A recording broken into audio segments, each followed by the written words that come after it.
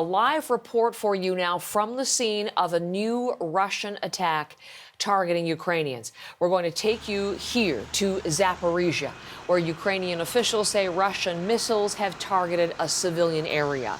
Now, the city is close to the front line in Ukraine's southern counteroffensive, and it's just a few hours' drive from where Ukrainian troops are pushing back Russian forces.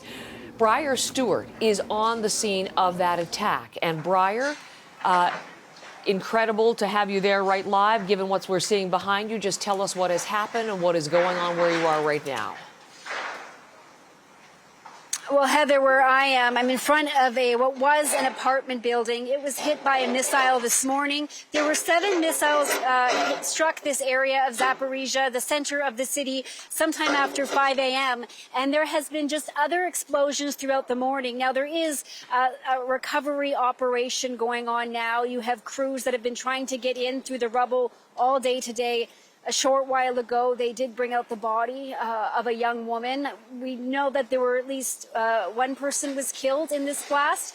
We don't know yet just how many people were in the building at the time. And I have to tell you that, we've been here now for around an hour and a half, and these rescue crews have had to stop their work a couple of times. And that's because the air raid sirens continue to go off, and there have been explosions at other parts of this region. We understand that some factories were hit. And so they were very diligent about getting everybody off the streets here. Residents, police officers, rescue crews. There are a number of basements and shelters around this area. Everybody, including us, of course, was directed into the shelters where the alarms were going off. Once the alarm finished, that's when rescuers were able to come back out here.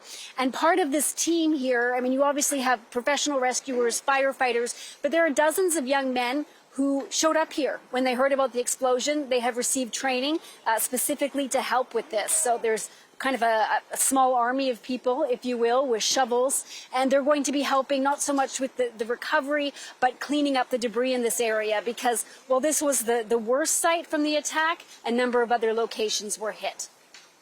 Just an incredible scene, Briar, as we look at these live pictures coming in from Zaporizhzhia. As I was mentioning, this is a city that's close to the front line in Ukraine's southern counteroffensive, and we've been reporting on that extensively of late.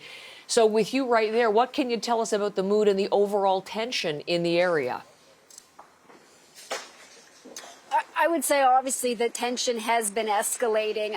Where I am, you have a city, obviously, still under Ukrainian control. This was a city with a population of about 750,000 before the war. It's obviously substantially less now. That being said, when we were driving through here last night, you see people kind of resuming life. You have restaurants open, bars open, salons. But this is a very real reminder that this is the middle of a war zone. And this city has been hit a number of times over the past few days. We were at another site yesterday where 3 missiles had struck the area, killing at least 30 people. In that case, you had 200 cars full of passengers that were waiting to cross into areas occupied by Russia. It's not clear just, why a checkpoint was targeted in that way.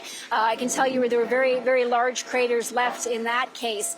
And I think given that we know Ukraine has been successful in reclaiming some ground in the Kherson area, in the Zaporizhzhia area, I think there is a concern that Russia may try to kind of take some ground back as well. Briar, thank you for that. Just extraordinary moment there. And on this day 225 of Russia's war on Ukraine, live coverage there from Briar Stewart in Zaporizhzhia.